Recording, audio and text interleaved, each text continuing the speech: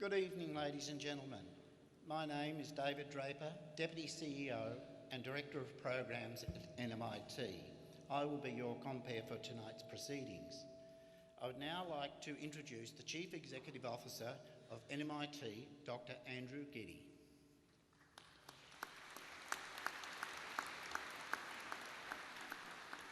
Good evening.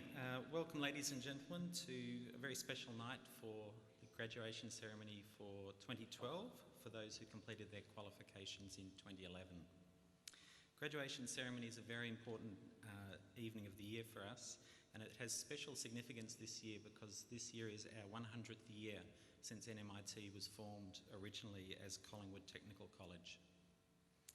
For those graduates receiving their diplomas, advanced diplomas, associate degrees and bachelor degrees, this evening formally recognises their academic achievement and success.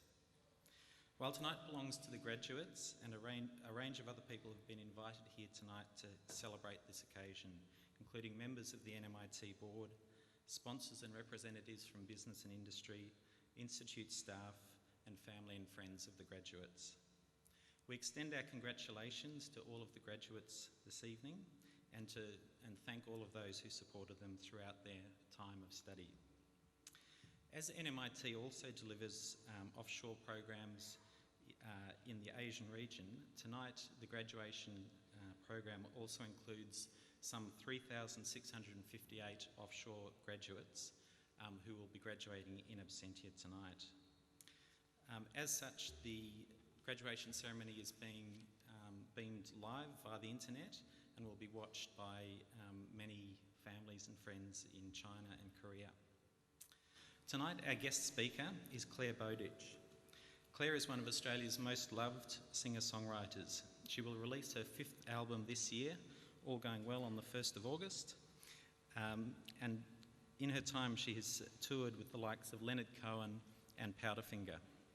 Claire has won numerous awards, including the ARIA for Best Female Artist, and has also been Rolling Stone Woman of the Year. Adding to her list of achievements, Claire has made her acting debut, and for those of you who are fans of the program Offspring, Claire debuted last week and was on last night as well. Claire also has a special connection with NMIT and has run mentoring workshops for our music students at the Fairfield campus. Indeed, Claire chooses NMIT graduates as her backing singers. So we're delighted to have Claire as our guest speaker tonight to deliver the 2012 graduation address. Ladies and gentlemen, please welcome Claire Bowditch.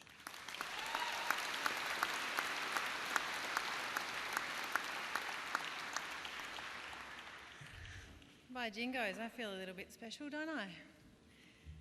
Thank you so much for that beautiful introduction, and I welcome you all here, friends, family, guests, esteemed lecturers, esteemed colleagues, and of course, students. And I want to start by saying hello to China and hello to all of our friends on the interweb, but also congratulations, just big congratulations. You know, Woody Allen said that 80% of success is showing up. And you showed up, and you kept showing up, and you're here tonight. Your journey starts here. And yet, let's be honest, it started a little while ago, didn't it? It started when your mother looked at your father with a twinkle in her eye, and we'll just move forward to today, shall we? Your journey starts here and ends, and begins again and ends, and so is a cycle of life. But as Winston Churchill said, it's not always easy. And when it feels like you're in hell, just keep going.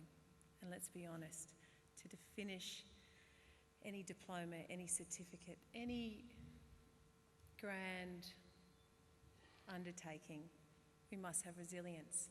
And I just want you to take a moment here with me just to ask yourself, how is it that I got here? And also, what did I have to give up in order to arrive here tonight? So if you would, I'd love you to just close your eyes for a moment, and I'll be back shortly. That was a joke. Close your eyes for a moment and just reflect, if you would, on some of the things that you've had to go through in just showing up here. So there were, of course, you know, the late nights, there were the times when you were worried. Some of you had children during the time you were students here at NMIT. There was the full-time job that is applying for Austudy in Australia. There were the aggressive distractions, of course, checking your Facebook and Twitter compulsively. For those of you, it wasn't just the self-doubt and the lack of sleep, and you know, some of you, there was pressure from your family, which was all well-intended. There was technology failure. For those of you who were also dealing with the questions of others, you know, the inappropriate questions of others, those in animal technology, constantly fielding questions about when cows will learn how to use computers. Those in floristry, always on the hunt for gyp, never finding. Those in music, often being asked, why don't you just go on Australian Idol? You know what we say to that, don't you? So that's the truth of it. It wasn't always easy, but guess what? You did it, and you're here tonight, and we're here to celebrate with you. The truth is this, though, we never come to these incredible events without a stream of invisible people who are behind us, who've allowed us to be here. Of course, that's your wonderful lecturers, those who taught you, your fellow students. But for very many of us, it's our families, our girlfriends, our children who've supported us to get to this point today. And they say that a sign, or an old Greek proverb, a sign of a civilised society is when old men plant trees in the shade that they will never sit. And for many of us here tonight, that is true. You know, we may be the first people in our families to graduate from an institution. We may now take this time to pay respects to those who have travelled. I mean, unless we are First Nations Australians, and I pay my respects to the Wurundjeri people, all of us have had families who've come to Australia in search of what's traditionally called a better life. If my own mother hadn't made the brave journey over the seas from Holland, I wouldn't be standing here in front of you. I'd be in Holland eating raw fish, wearing clogs with plaits still in my hair. That's the truth of it, ladies and gentlemen. So, we are here to make a difference. You're going to take whatever you've learned at NMIT and take it out into the world. But there are some things I just want to remind you of. Very often we forget how incredibly fortunate we are. A friend of mine just came back from Afghanistan. She said to me that this time that she spent with the mothers there, what did they want? They wanted peace and they wanted education. And they were happy to live in tents if they could just give their children education. And that's what we've been fortunate enough to have. We live in a country where we're allowed to have an opinion. It might not always be one that I agree with, but I allow you that right, of your own opinion.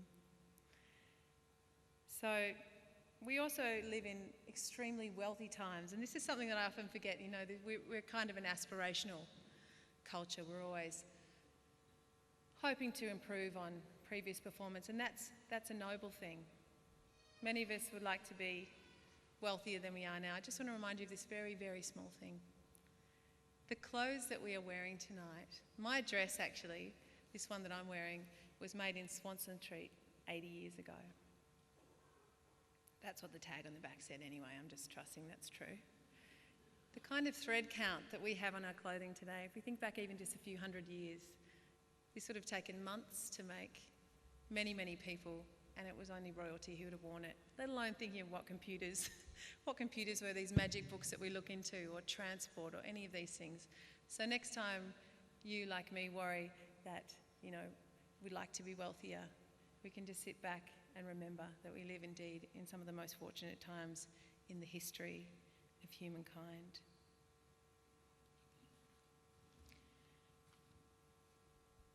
I'd just like to propose a toast to that. Cheers all.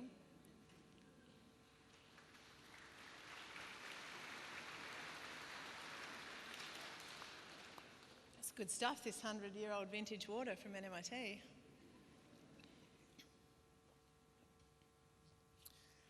So all of us look for a place to belong.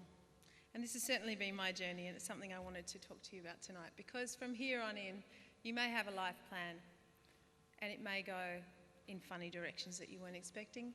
It may not, but mine certainly did. And I often think at this point of that, again, that old proverb, those who wander are not necessarily lost, although admittedly I often was. I was one of those kids who loved having a job, so at 13, I was already working at the hairdressers for $10 a day, which was just amazing. I could buy lollies and smokes, and no, I'm joking, none of that, but I could be independent. And then I ended up at a school called Preston, which is an alternative school. It's a progressive school, it's in Hawthorn. We climb trees, and no, it was a little more than that. There was actually a guy in my class who ended up graduating, and he now, what does he do? He makes rockets for NASA, that's right. So there were some rather intelligent people in my class.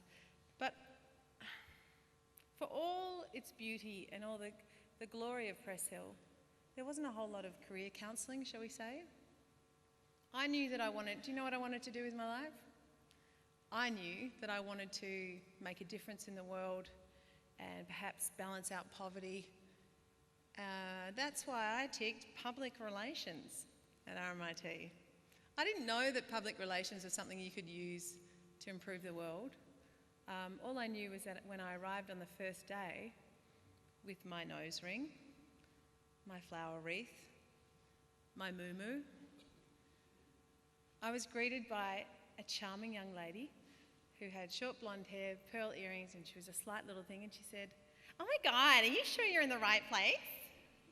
And I said, "Yes, I believe," I was quite taken aback, "I believe this is the Public Relations Institute." She said, "Oh my God, are you serious? Like, you're in Public Relations too? I totally thought you were in media. Like, I just don't see people like you around here at all." And then she said, "Be sure to vote for me in the student elections. Bye." So that was my introduction to university. I knew within the third minute of the third lecture that I wasn't in the right place. And yet I didn't want to disappoint my parents. And I felt, privileged because I had done well at school and I'd gotten into this course, but I knew it wasn't the right place for me. So I kept kind of going to RMIT, but I didn't mention to my parents that I wasn't actually going to any lectures, etc. And I went travelling. And I looked and looked for a place that felt like home. Funnily enough, I thought it was going to be outside of me, that old trick. And it was actually through coming back into learning when I had the privilege of becoming a student at Melbourne University doing a creative arts course that I began to reconnect with what it was that I loved doing, which was making music. How do you make a career out of making music? I thought, well, I didn't know, and that wasn't the time to ask. But later in my life, after I'd finished my creative arts degree, there did come a time to ask, how do I make my living out of music? And ladies and gentlemen, that was after the scholarship in Canada that I'd gone to, that was after being invited to do masters, that was after all of these incredible and lovely learning opportunities I'd had. But I had no idea how to run my own business. And that's really what all creative people eventually need to do. And where did I go? TAFE. I did my Certificate 4 in Small Business. And it was really the place where I went to find practical information, intelligent application of what it was that I knew I could do. So I just want to say a few words about TAFE, which I know that TAFE's been in the news a lot lately, is that right? Everyone in the house say, yeah. Say, yeah. I can't hear you say, yeah. That's it, thanks. On a personal note, I just want to say, what I know is that TAFE changes people for the better. It changes lives. It changed my life. It began to allow me to think of how it was that I could go out in the world and serve by doing what I most wanted to do.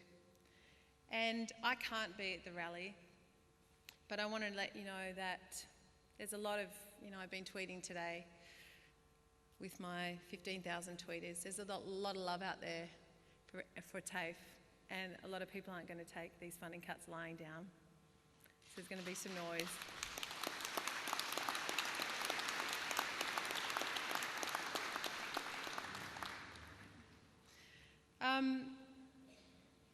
Okay, just give me a little hoy if you're from this TAFE. Ararat. Did I hear any hoy? Is there no one here from Ararat? What about Collingwood? Epping? Fairfield? Greensborough? Heidelberg? Anyone from Preston?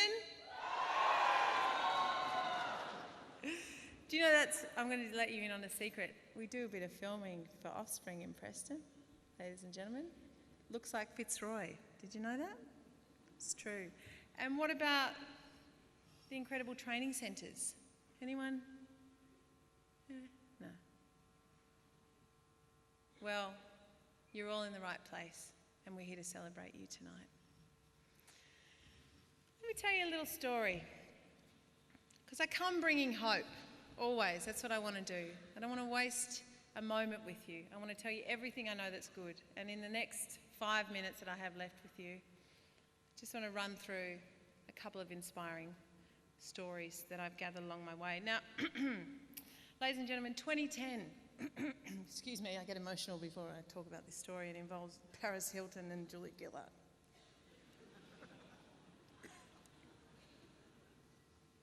Oh, that's better. 2010, ladies and gentlemen, was traditionally known, or affectionately known in outside circles as the year of the ranger. Is everyone familiar with this term, ranger? Those who are familiar, please raise your hands. Those who are yet to be inducted, I see you, I know you, and I'm here to help. Ranger, I didn't know this either until I was put on the front cover of Triple J magazine, and there was a sign pointing to me saying, "No rangers allowed." A ranger is someone who has red hair. Okay, so I think it's short for the term orangutan. Who knows? But, it used to be something that people hid from. I'm a redhead by choice. I just want to say that publicly. That was a secret. If you could wipe that from the interweb, Manuel, that would be good. I'm a redhead by choice, and 2010 was our year. Christina Hendricks was in Mad Men. Anyone watch that? Yeah. Okay. Woohoo! Yeah, she's awesome. I'd get her to play me in the movie of my life if I could. Christina Hendricks and, of course, Florence and the Machine were very popular that year. I had my first top 10 ever. And Julia Gillard was our Deputy Prime Minister, our well-loved, at that stage, Deputy Prime Minister. And I don't know, maybe it's just something in my nature, but I decided that it was me who should play Julia in our family musical, which is called Canberra the Musical. We'll pull this out at family gatherings. And I really studied Julia, and I knew a lot about her mannerisms. And I knew what was going on. People love this impersonation. I got more claps than anything else I've ever done, and my whole life has been about getting claps, okay? The one thing I couldn't get were the hand gestures. I couldn't get them. I'd try to do the discussion, ladies, and I didn't know where to put them. And it became a real bone of contention for me. Like, became quite embarrassing. People would ask me to do the impersonation, and they'd say, "No, do the hands."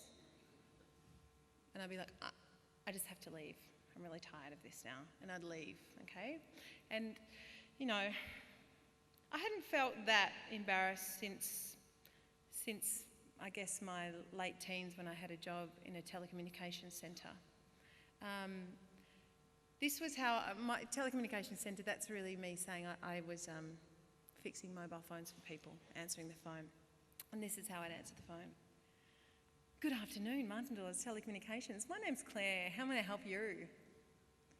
And then after some months of answering the same question again and again, I started answering the phone like this. "Good afternoon, Martindale's Telecommunications. My name's Claire. How can I help you?" And then the problem progressed, and it became, "Good afternoon, Martindale's Telecommunications. My name's Candy. How may I help you?" And always what would happen as you're kind of talking in this American accent, which I didn't do very well at all, and my mouth would start to get tired and I'd start to sound like one of those Australian actresses who's been living in New Zealand, America for too long. And then I'd have to go, I'm just going to pop you through to my supervisor. And the supervisor was always called Claire. Hello, this is Claire, your supervisor. Little did I know I was being listened in on by my supervisor. And that was a bit of explaining to do, you know, and again, I tried to leave the room. I said, no, this is too embarrassing, and left the room. But you have to own up to these things. So we'll jump back to my Julia impersonation. I actually got quite depressed about it. And I started sitting on the couch a lot more than usual and watching, and I'm not ashamed to admit this, I watched a lot of Oprah. Okay, and this one particular day, is anyone else here watch Oprah? Watched Oprah? Oh, there's not a single, oh, how fascinating. Most popular show in Australia, and not a single person in the room watched it. Graduate? Alumni? Oh, no. All right, so I was alone at home in my pajamas watching Oprah, and I happened to watch the special on a movie called The Secret. Anyone heard of The Secret? It was a pretty bad special.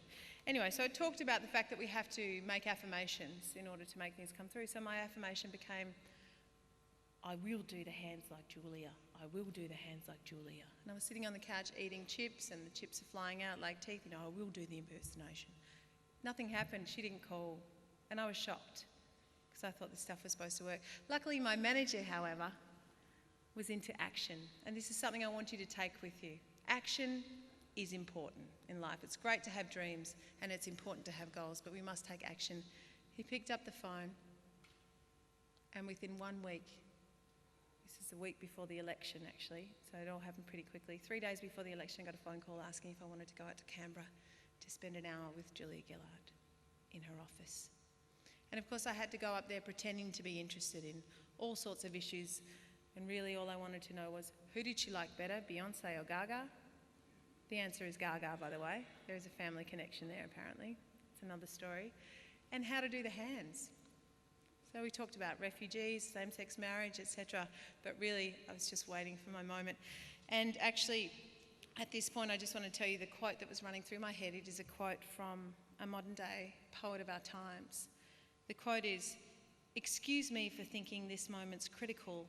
Might be, we feel it. It could get physical. Oh, no, no." That's one of Paris Hilton's more appropriate quotes. And I do not recommend you read the YouTube comments below, okay? Just between you and me. And at the end of our conversation, I said, Miss Gillard, there's just one more question I need to ask you. And she said, And I said, I'm known for an impersonation of you and I don't know how to do your hands. And she said, what do you mean? And I said, your hands. She said, yes. I said, you know that thing you do with your hands? And she said, oh, do I? So anyway, the truth is that Julia taught me how to do her hands. So on behalf of myself, on behalf of the Government of Australia, I say, ladies and gentlemen of the NMIT public, I congratulate you on your incredible achievement and say, well done to your lecturers, your family and yourselves.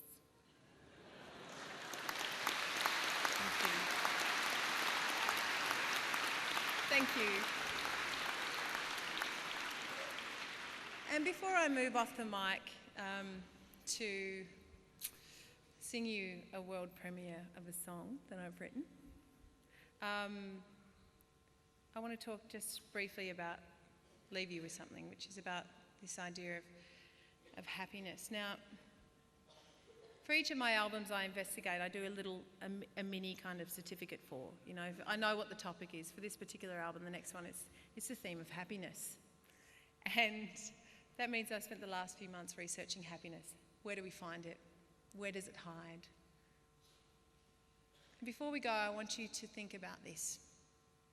The things in your life that have made you the happiest. Just for a moment, once again, close your eyes. I promise I won't leave this time, okay? Close your eyes, and with me, just think about those things that have brought you happiness.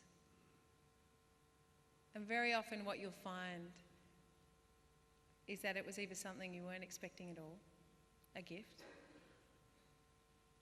or it was something you had to work very, very hard at, indeed.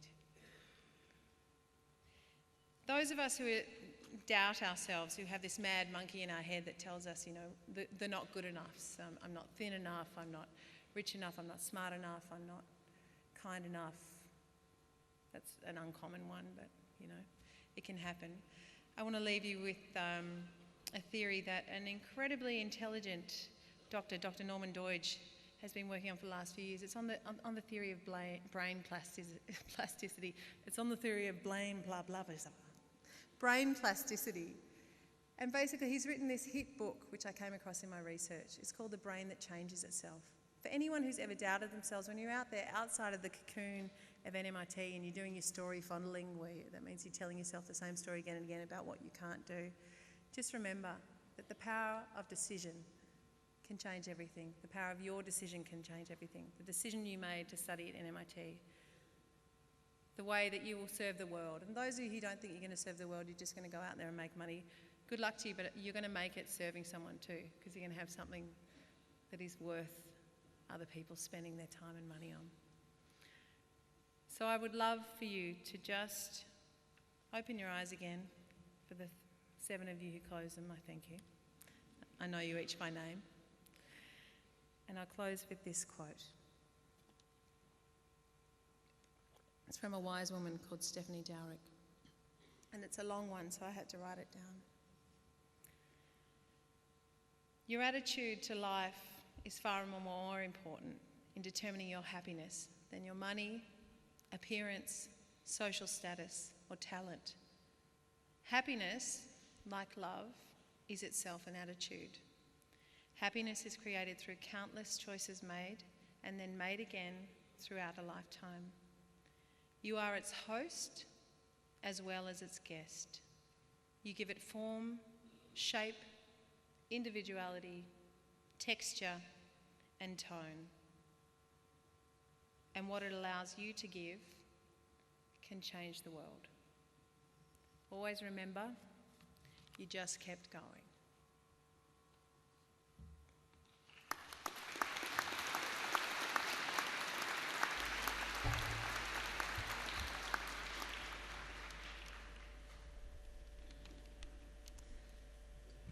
And now, a little something from the vault. So this is a song that I wrote around the time that I graduated. And I haven't played it before, and I've changed the chorus a little bit. This is so exciting. I'm a bit scared. Are you scared too?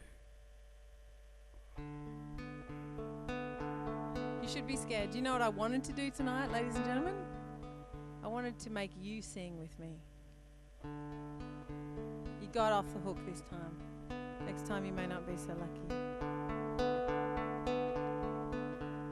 It's been an honour spending this night with you. You want to write a novel, make beautiful music, act in the theatre with inspiring humans, learn a language, run like the wind, help people fit in, travel to every country, live with the people, smile when your children have babies, make the heart your home, inviting and warm. You want an amazing life, but you can't decide. You think you have to be fully formed already, don't you? You want this amazing life, but you can't decide. You don't have to be just one thing, but you have to start with something. You'll be a little bit older in October. You've reneged on your pre-birth promise.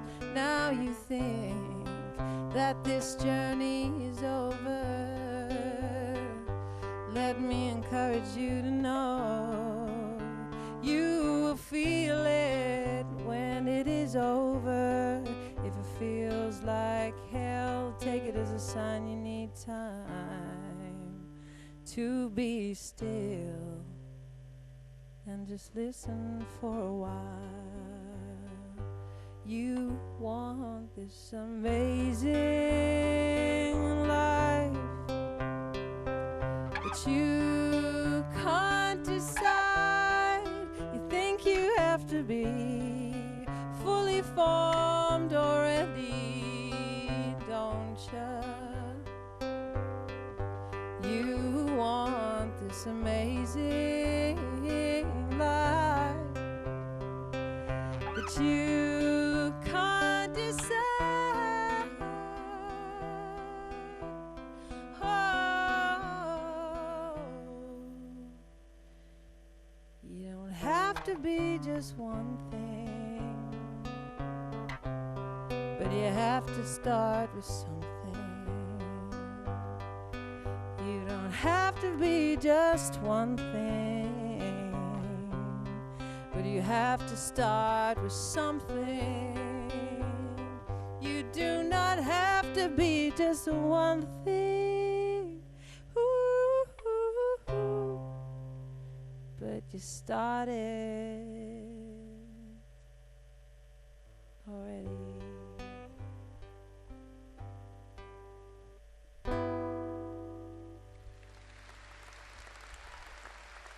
Thank you very much, and wishing you all the very best of luck.